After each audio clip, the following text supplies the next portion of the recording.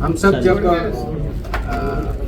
FDA में काम करते हैं तो फूड और ड्रग सेक्टर में काम करते हैं। एफडीए ये रेगुलेटर है और उसमें फूड का हर आदमी का कांटेक्ट आता है, बचपन से लेके बुढ़ापे तक। और फूड का सबसे ज़्यादा आजकल जो कांटेक्ट आता है, जो हम खाते हैं, वो होटल, रेस्टोरेंट, ये सब में आता है। इसके लिए रेगुलेशंस है, स्टैंडर्ड्स है, वो इम्प्लीमेंटेशन होने चाहिए। वो छोटा सा रेस्टोरेंट हो या स्टार होटल हो, ये सब के लिए स्टैंडर्ड 2011 से अब तक आए हुए हैं। 2020, 2026 के भी कुछ आए हैं कि जैसे कि आपके जो इंस्ट्रूमेंट सब्जी काटने वाले वो कौन सी होनी चाहिए, स्टेनलेस स्टील का क्या चाहिए, ये सब इसमें पैकेजिंग का मटेरियल चाहिए, फूड ग्रेड वाला चाहिए, नॉन फूड ग्रेड वाला चाहिए, ये सब डिसाइडेड है।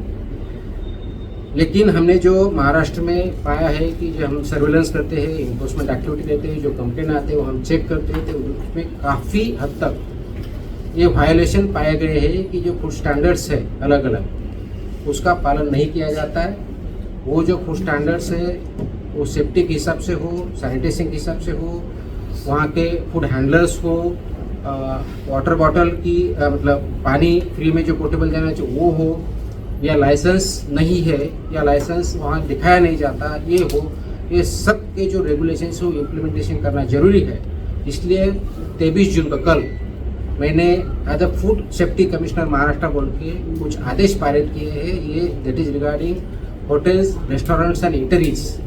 इन्होंने जो स्टैंडर्ड्स इम्प्लीमेंट करना है उसके हिसाब से हमने किए हैं। ये जो कंप्लाई नहीं करेगा उनके ऊपर सख्त कार्रवाई, ये फसाई के जो रेगुलेशंस है और उसके अंदर जो स्टैंडर्ड्स है उसके हिसाब से की जाएगी। जैसे फॉर एग्जांपल अगर कोई अनरजिस्टर्ड या अनलाइसेंस भी वो काम कर रहा है तो उसको 10 लाख तक की पेनल्टी है। अनसेफ फूड अगर कोई बना रहा है, प्रोसेस कर रहा है या सेल कर रहा है तो उनको लाइफ इम्प्रिजनमेंट तक और 10 लाख तक पेनल्टी हो सकती है।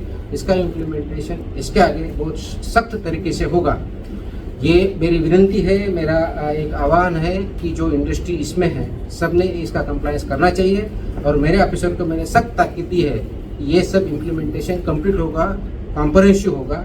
अब तक जाके सिर्फ सैंपल लेके जो आते थे उतना नहीं होगा, उसके सिवा सब जितने रेगुलेशंस हैं वो सब रेगुलेशन इम्प्लीमेंट हो रहे कि नहीं हो रहे उसका रिपोर्ट सैंपल के साथ आएगा और उसी हिसाब से सैंपल का टेस्टिंग भी होगा, रिजल्ट भी होगा। इसका उद्देश्य है कि जो जेन्युइन बिजनेसेस है उनको कोई फियर करने की जरूरत नहीं है, डरने की जरूरत नहीं है। जो नॉन जेन्युइन है उनको बिल्कुल डरने की, छुपने के लिए जगह भी नहीं मिलेगी। इसका अंतिम उद्देश्य है कि जो ह्यूमंस है, जो सिटीजन्स है महाराष्ट्र के और बाहर से जो यहाँ आते हैं, वो जो फूड खाते हैं वो फूड पूरा तरीके से सेफ हो, सिक्योर हो, जिसकी वजह से आपकी हेल्थ अच्छी रहे, इम्प्रूव हो, ना कि उसके वजह से आपको फूड पॉइजनिंग या आप उसके वजह से आपको पता नहीं इसके वजह से उसका आपका एडवर्स इम्पैक्ट हो। इसीलिए ये आदेश जारी किए हैं, इसका इम्प्लीमेंटेशन चालू हो चुका है।